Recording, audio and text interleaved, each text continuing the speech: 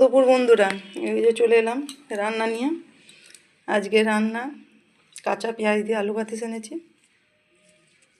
আর এই যে নরম নরম ভাত আর পেঁয়াজি, একটু পেঁয়াজ নিয়েছি, পেঁয়াজ আমার খুব ভালো লাগে, আর ডিম দিয়ে আলু দিয়ে দম করেছি।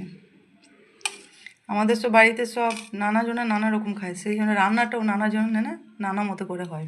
যে যেটা ভালোবাসে ওই একটা সবজি দিয়েই খেয়ে নেবে। এটা আমি ভালোবাসি, এটা আমি খাচ্ছি, বাকিরা যে যা ভালোবাসে সে তাকে সেরকমভাবে দেওয়া হয়। আমি একটা কথা বলতে এলাম যে মেয়েদের শুধু কি দায়িত্বই পালন করা? এই যে বলে মেয়েদের শুধু দায়িত্ব পালন করা, তাহলে দায়িত্ব পালন করতে এরকম যদি হতো যে মেয়েদের বাচ্চা মানুষ করার জন্য 5,000 টাকা, বাড়ি পাহারা দেওয়ার জন্য 3,000 টাকা, বাড়ি পরিষ্কার করার জন্য 3,000 টাকা, সমস্ত দায়িত্ব পালন করার জন্য এক্সট্রা 5,000 টাকা, মোট কত হলো 16,000, তাহলে ছেলেটা ফকির হয়ে যেত। তাই শুধু মেয়েদেরকে দায়িত্ব দেবেন না, মেয়েদেরকে ভালোবেসে সম্মান করতে জেনে তারও অন্যের বাড়ি থেকে এসছে, তাই না বন্ধুরা?